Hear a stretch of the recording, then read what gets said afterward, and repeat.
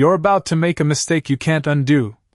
Naomi Carter said, her voice steady under the low hum of her idling engine, but the words barely had time to settle before the flashing red and blue lights painted her black Superbike in violent streaks across the asphalt as the siren cut through the humid North Carolina night, sharp and insistent, forcing every passing car to slow, to stare, to witness, while Naomi eased the bike onto the shoulder with controlled precision. Boots hitting the pavement in one smooth motion, her helmet still on, visor reflecting the spinning lights, and for a brief second the world seemed to hold its breath as two patrol cars boxed her in from behind, doors opening almost in sync, officers stepping out with the kind of urgency that didn't match a simple traffic stop, their radios crackling, their posture rigid. Their eyes already narrowed with assumption before a single word had been exchanged, and Naomi didn't move, didn't reach, didn't argue. Her gloved hands resting calmly on the handlebars as if she had seen this moment coming miles away, as if the tension in the air was something she could measure, control, anticipate, while one officer, tall, broad-shouldered, his badge catching the rotating light, approached faster than necessary, his voice cutting through the night. "Step off the bike. Hands where I can see them." And though his tone was firm, there was something else beneath it, something sharper, something personal, and Naomi slowly complied, lifting her hands with deliberate clarity before swinging her leg over the bike, boots landing softly against the pavement, her movements precise, economical, disciplined, the kind of control that came from training, not fear, yet the officer didn't pause to read that, didn't slow to observe. Instead closing the distance and guiding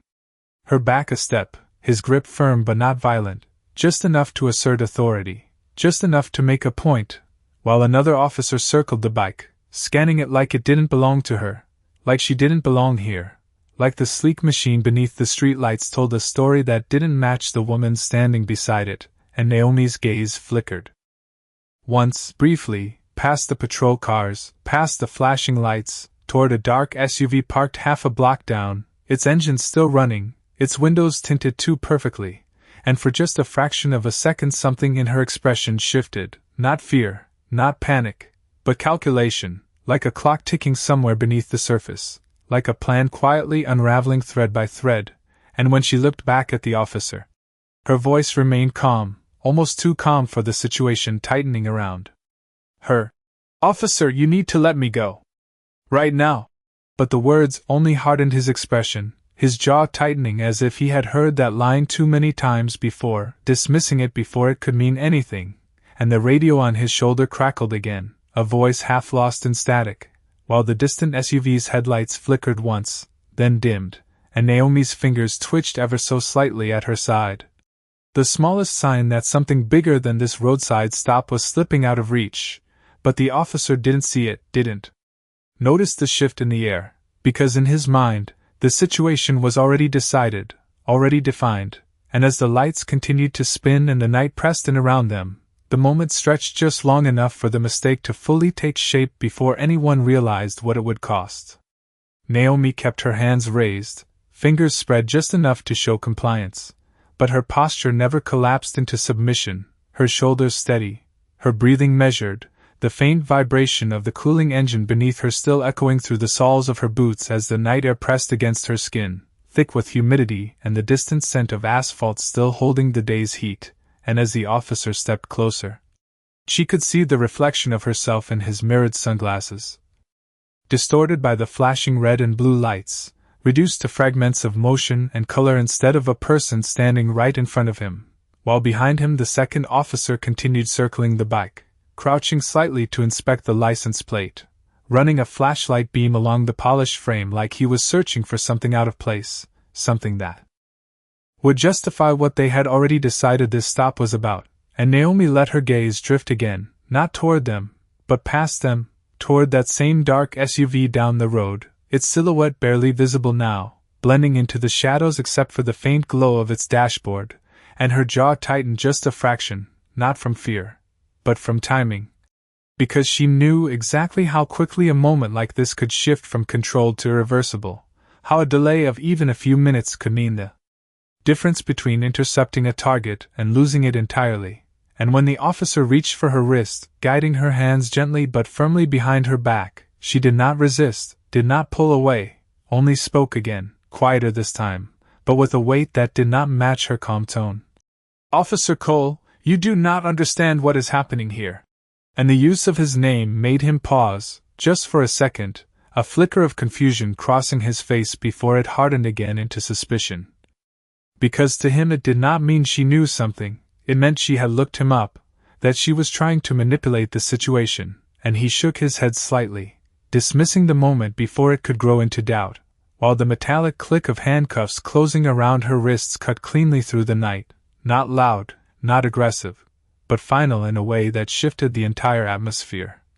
And Naomi closed her eyes briefly as the sound settled, not in frustration, not in anger, but in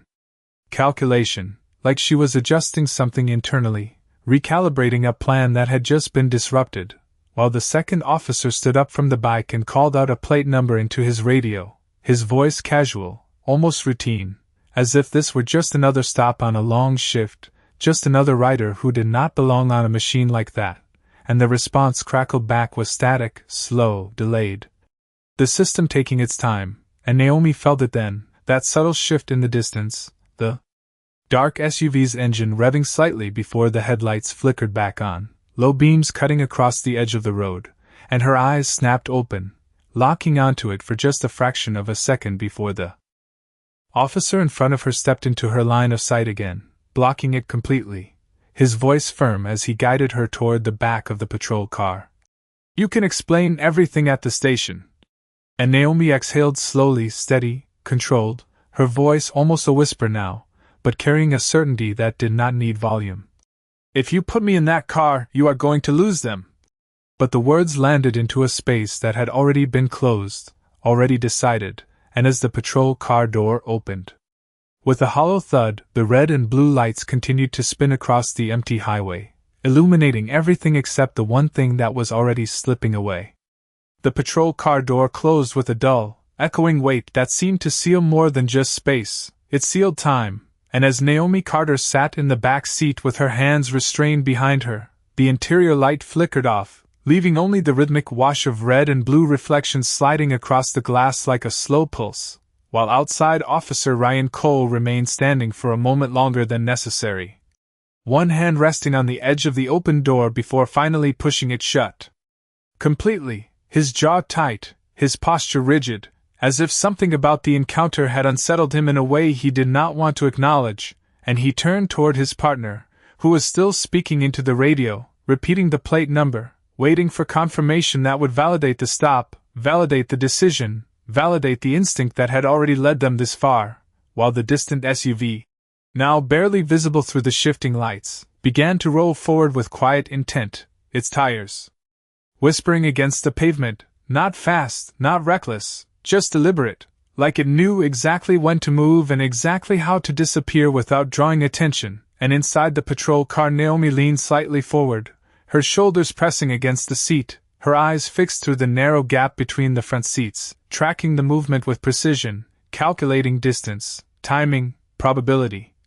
Every second stretching thinner than the last, and her voice came again, calm but edged now, with urgency that she no longer tried to hide. "You need to stop them now." But the words reached only the empty space between her and the dashboard, unheard, because outside Cole had already turned away, already committed to the version of events he believed was unfolding, and as he walked back toward the front of the car, his partner finally received a partial response through the static, something about the registration, something incomplete, something delayed, and he frowned slightly, repeating the information again, trying to get clarity, while Cole glanced once more at the bike, then at Naomi through the rear window, his expression unreadable, caught somewhere between certainty and a doubt he refused to name. And for a brief second the world slowed just enough for him to notice something small, something out of place, the way she was not pleading, not arguing, not even watching him, but looking past everything, focused on something beyond the stop itself. And it unsettled him more than any protest would have, because it did not fit the pattern he expected, did not match the situation he thought he understood. And then the radio crackled again, louder this time, the dispatcher's voice sharper, asking for clarification, asking why the unit was tied up on a routine stop when there had been a flagged vehicle in the area just minutes earlier, and Cole's head snapped slightly toward the sound. Confusion flickering across his face as he reached for the radio, responding quickly, explaining the situation,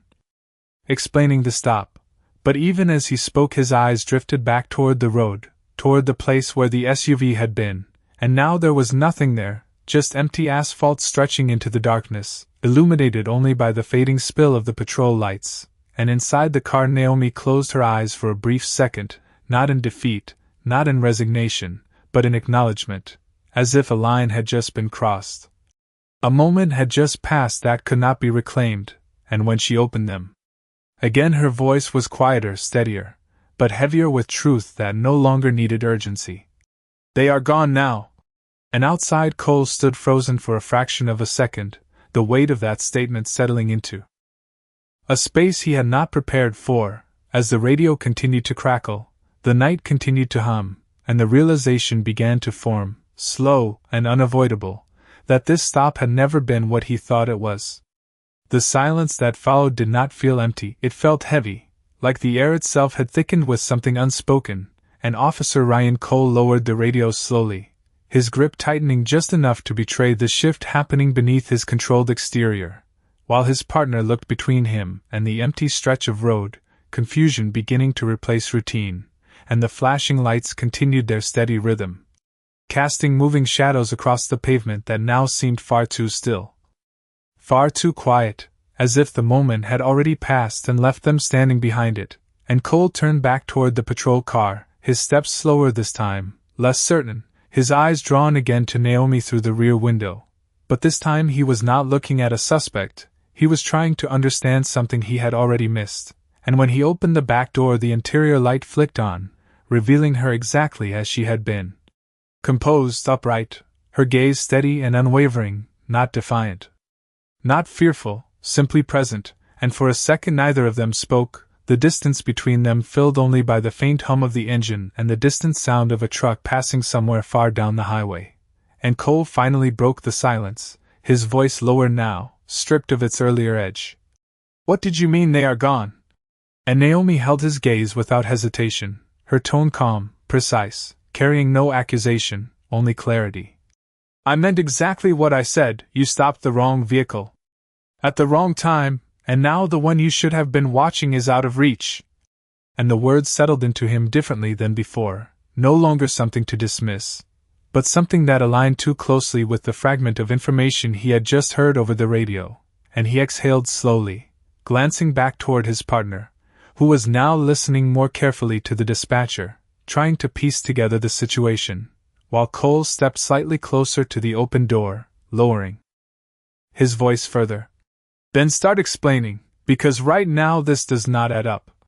And Naomi shifted slightly, not to resist, but to face him more directly despite the restraint on her wrists, her posture still controlled, still deliberate, as if every movement had purpose, and when she spoke again it was measured, each word placed with intention.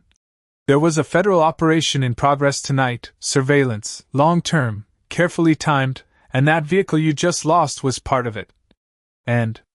Cole's expression tightened, not from disbelief, but from the realization that this was no longer a simple roadside decision, that the scale of what she was describing extended far beyond his jurisdiction, far beyond the assumptions he had made in the first seconds of the stop. And his partner looked over at him then, catching the shift, sensing that something had changed.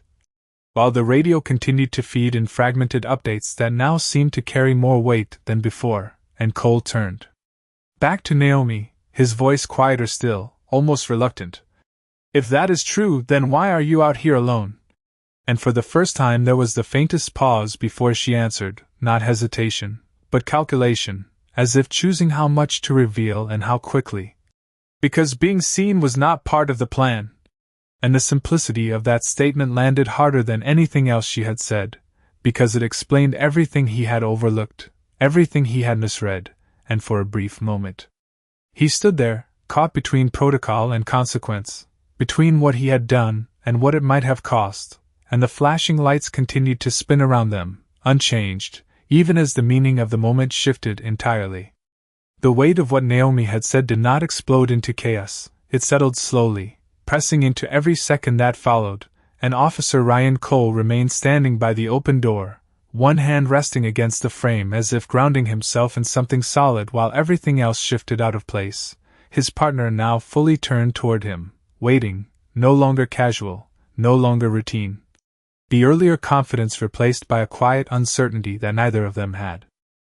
prepared for, and the radio crackled again, louder this time, dispatch asking for confirmation on their status, repeating that a flagged vehicle had failed to check in on the last grid sweep, the tone no longer neutral but edged with urgency, and Cole swallowed once before lifting the radio, his voice controlled but no longer as firm as before, giving a partial response, careful with his words. As if speaking too quickly might confirm something he was not ready to accept, and inside the car, Naomi remained still, her eyes steady, watching not just him but the moment itself unfold, knowing exactly where it was heading, and when Cole lowered the radio again he did not look away this time, he looked directly at her, searching for something that would contradict what he was beginning to understand. But her expression did not change, it did not need to, and that made it harder to ignore, and he finally spoke again. Quieter now. If what you are saying is true, then you should have identified yourself sooner. But even as the words left him they lacked conviction, because part of him already understood the answer, and Naomi tilted her head slightly, her voice calm, steady, but carrying a weight that made the air feel tighter. If I had identified myself sooner, you would have done exactly what you just did, stopped everything, drawn attention, and ended the operation before it had a chance to finish. And the logic landed cleanly, leaving no space to push back, no easy way to dismiss it, and Cole exhaled slowly, the realization now unavoidable, threading together the pieces he had ignored, the SUV, the timing, the warning she had given, the way she had never once tried to run, never once raised her voice, and behind him his partner stepped closer, lowering his own voice as he asked, "What is going on?" And Cole did not answer immediately, because he did not have one that fit the situation anymore, and the silence stretched just long enough for the radio to break it again, this time with a sharper tone, requesting immediate updates from all units, repeating that the window for interception was closing, and Naomi closed her eyes for a brief moment, not in frustration, but in acceptance, as if marking the exact second when the outcome became final, and when she opened them again her voice was softer, but it carried farther than anything she had said before. They had less than 5 minutes before they crossed out of your jurisdiction, you used 4 of them on me. And Cole's grip tightened on the door frame, not in anger, but in something closer to realization, the kind that comes too late to change the outcome, and he stepped back slightly, the distance between them growing, not physically, but in understanding, as the flashing lights continued to wash over the empty road, illuminating a scene that now felt smaller than it had just minutes ago, reduced from a routine stop to a mistake that could not be undone, and for the first time since the siren had started, Cole did not look in control. He looked like someone standing at the edge of a consequence he could finally see but no longer stop. The night did not rush forward after that realization, it slowed, stretching each second into something heavier, something harder to move through, and the flashing lights that once dominated the scene now felt distant, almost muted, as if the world itself had stepped back to watch what would happen next, while Officer Ryan Cole stood there with the patrol car door still open, his hand no longer gripping it, just resting there without purpose. And for the first time since the stop began he did not issue a command, did not reach for the radio, did not try to control the moment, he simply stood, absorbing the weight of what had already unfolded, while his partner shifted uneasily beside him, glancing between Naomi and the empty road, sensing the shift but not fully understanding it, waiting for direction that did not come, and inside the car Naomi remained still, her posture unchanged, her breathing slow and steady, as if she had already moved past the urgency and into something quieter, something more final, and the faint hum of a distant highway rolled through the air, blending with the soft crackle of the radio that now carried fragmented updates from other units, voices overlapping, searching, trying to locate something that had already slipped beyond their reach, and Cole finally stepped back from the door, letting it remain open as he turned slightly away, his eyes drifting toward the horizon where the SUV had disappeared, the darkness there unbroken, offering no trace, no hint, no second chance. And when he spoke again, his voice was lower than before, not directed at Naomi, not even fully directed at his partner, but spoken into the space between them as if trying to understand it himself. "How long were you tracking them?" And Naomi answered without hesitation, her tone even, grounded, carrying no edge, no blame, only truth. "Long enough to know they would not make a mistake tonight, not unless something forced them to." And the words settled into the silence like a final piece falling into place, and Cole's shoulders lowered slightly, the tension that had driven his earlier certainty now replaced by something quieter, something heavier, and his partner looked at him again, waiting, but this time Cole did not look back, because he already knew there was no instruction that could fix what had happened, no command that could reverse it, and for a moment the only movement came from the rotating lights reflecting across the empty asphalt, painting and repainting the same stretch of road as if trying to rewrite it, while Naomi shifted slightly in her seat, not to move away, but to sit more upright, her voice softer now, almost reflective. "You were doing your job, you saw something that did not fit, and you acted." And Cole turned his head just enough to hear her fully, the words landing differently than anything before, because they were not an accusation, not even a correction, they were an acknowledgement, and that made them harder to carry, not easier, and he exhaled slowly, the sound barely audible over the quiet night, as if releasing something he had been holding since the siren first started, and for a brief moment no one spoke. No one moved, the scene suspended between what had happened and what would come next, until the radio broke through again, sharper this time, requesting immediate reports, confirming that the window had closed, that the target vehicle had crossed beyond reach, and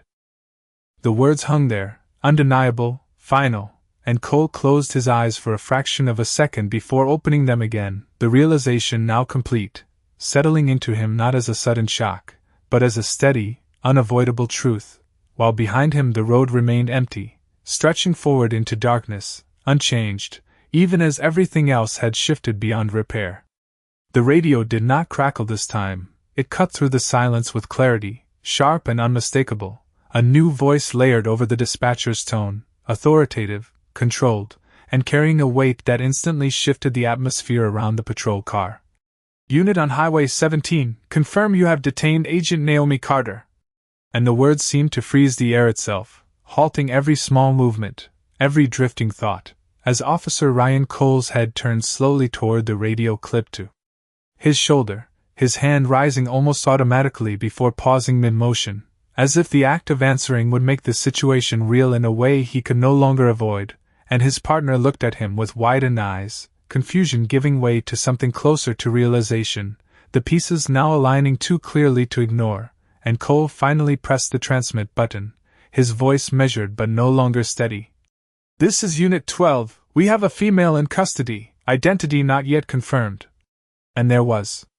a brief pause on the other end, not static, not delay, but a deliberate silence that carried more weight than any immediate response, before the voice returned, firmer now, unmistakable. "Release her immediately, she is federal, repeat, she is federal, you have compromised an active operation." And the final words landed with a quiet force that echoed far beyond the radio, settling into the space around them, into the flashing lights, into the empty road stretching out ahead, and Cole lowered his hand slowly, the device still in his grip as if he had forgotten it was there, his gaze shifting toward the open back door where Naomi sat, unchanged, composed, her presence now redefined not by assumption but by confirmation, and for a moment he did not move, did not speak, because the reality unfolding in front of him had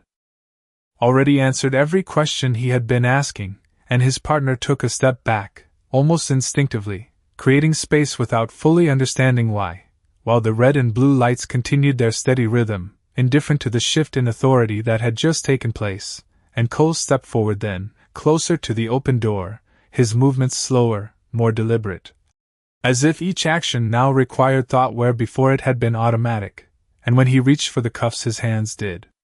not rush, they hesitated just enough to reveal the weight behind them, before finally unlocking with a soft metallic click that echoed in the quiet night, and Naomi brought her hands forward calmly, not rubbing her wrists, not reacting, simply placing them at her sides as if the restraint had never defined her in the first place. And Cole exhaled slowly, his voice lower now, stripped of authority and left with something more honest. "Why did you not tell me?" And Naomi met his gaze without hesitation, her expression steady, her tone even. "Because you were not listening, you were deciding." And the words did not rise, did not accuse, they settled, precise and unshakable, and Cole held her gaze for a second longer before looking away, not in avoidance, but in acknowledgement, the kind that comes when there is nothing left to defend. And the radio spoke again, issuing instructions, requesting updates, but now it felt distant, secondary to the moment unfolding at the side of the road, and Naomi stepped out of the patrol car, her boots touching the pavement with the same controlled certainty as before, her eyes briefly scanning the empty stretch of highway where the SUV had disappeared, confirming what she already knew, and then she looked back at Cole, not with anger, not with blame, but with a quiet clarity that carried more weight than either, as the night settled around them once more, unchanged on the surface, but entirely different beneath it. The distance between them no longer felt like authority and resistance, it felt like something quieter, something heavier, like a moment that had already passed judgment without needing to speak it aloud. And Naomi Carter stood beside the patrol car with her hands free, her posture unchanged, her presence steady in a way that did not demand control but simply held it, while Officer Ryan Cole remained a step back, not because he had been told to, but because something in him no longer tried to close that space, and the flashing lights continued to sweep across both of them, painting the same scene over and over again as if trying to rewrite it. But nothing about it could be undone now, and the radio continued to issue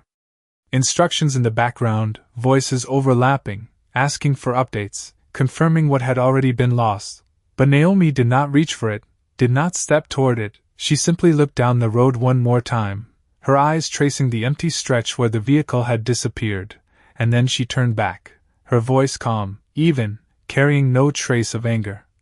"There will be a report, there always is." And Cole nodded slightly, not because he was being told something new, but because he understood exactly what that meant, understood that the consequence was not loud or immediate, but structured, documented, lasting, and for a moment he seemed to search for something to say, something that could balance the weight of what had happened, but the words did not come easily, and when they did they were quieter than anything he had said before. "I thought I was doing the right thing." And Naomi held his gaze, not dismissing the statement, not challenging it, but placing it in the context it belonged, her voice steady, grounded in something deeper than the moment itself. "Most people do, that is not the problem."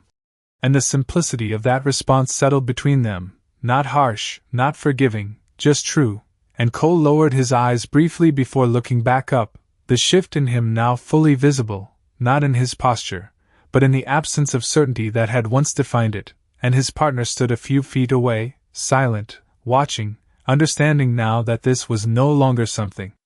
to interrupt, no longer something to manage, and Naomi took a small step forward, not toward him, but toward her bike, her movements controlled, deliberate, the same as they had been from the start, and as she reached it she ran her hand lightly along the handlebar, not checking it, not inspecting it, just reconnecting with something that had always been hers, something that had never needed to be questioned, and the night air shifted slightly as a distant vehicle passed far down the highway, its sound fading quickly, leaving the space quiet again, and Naomi spoke once more, her voice softer now, but carrying further than before. "Next time, listen before you decide, you might hear something you did not expect." And she did not wait for a response, did not need one, because the moment had already said everything it was going to say, and Cole remained where he was, watching her, not as an officer observing a situation, but as someone witnessing the end of something he had not realized he had started, and the flashing lights continued to move across the empty road, unchanged, even as the meaning of everything beneath them had shifted completely. Naomi Carter did not rush the moment, she did not reach for urgency or fill the silence with anything unnecessary, she simply swung her leg over the bike with the same controlled precision she had shown from the very beginning, her movements quiet, deliberate, as if the entire night had been nothing more than a brief interruption in a path she already understood. And when she settled onto the seat, the machine seemed to recognize her instantly. The subtle shift of balance, the alignment of posture, everything returning to a state that had never truly been lost, while the red and blue lights continued to ripple across the polished surface, reflecting in broken streaks that moved with every slight turn of her head. And Officer Ryan Cole stood a few feet away, watching, not stepping forward, not reaching out, his hands resting at his sides as if any motion now would only make the distance between them more obvious. And his partner remained near the patrol car, silent, the earlier urgency replaced by a stillness that matched the weight of the moment, and for a brief second the entire scene seemed suspended, the highway stretching empty in both directions, the night air thick and unmoving, the sound of the engine idling low beneath Naomi like a steady breath, and she reached up slowly, lowering the visor of her helmet until her reflection disappeared behind the darkened shield, not as a barrier, but as a quiet boundary, and then she turned the throttle slightly, the engine responding with a smooth, controlled rise in sound, not loud, not aggressive, just enough to signal movement, and Cole took a small step back without realizing it, giving space not because he was told to, but because something in him understood that this was no longer a moment to control. And as Naomi eased the bike forward, the tires rolled over the same stretch of pavement that had held her still just minutes before, the motion steady, unhurried, as if she carried the weight of the night without letting it slow her, and for a brief second she paused, not fully stopped, just enough to turn her head slightly in his direction, not looking back to accuse, not looking back to confirm, but simply acknowledging the moment that had passed between them, and then she continued forward, the bike picking up speed smoothly, merging back onto the highway with effortless precision, the red and blue lights fading behind her as the darkness ahead opened wide and uninterrupted, and Cole remained where he was, his gaze fixed on the shrinking silhouette until it became nothing more than a faint point of light and then disappeared entirely, and the silence that followed was deeper than before. Not empty, but filled with something that could not be undone. And slowly the flashing lights began to feel out of place, their urgency no longer matching the stillness of the road, and Cole turned his head slightly, looking down at the asphalt where everything had unfolded, as if expecting to find something left behind, some trace that could explain it differently. But there was nothing, just the same stretch of road, unchanged, and he exhaled quietly, the sound barely audible. Not a release, not a resolution, just a recognition, and as the radio continued to murmur in the background and the night carried on without pause, the only thing that remained was the quiet understanding that some mistakes do not echo loudly, they settle, they stay. And they change the way you see everything that comes after.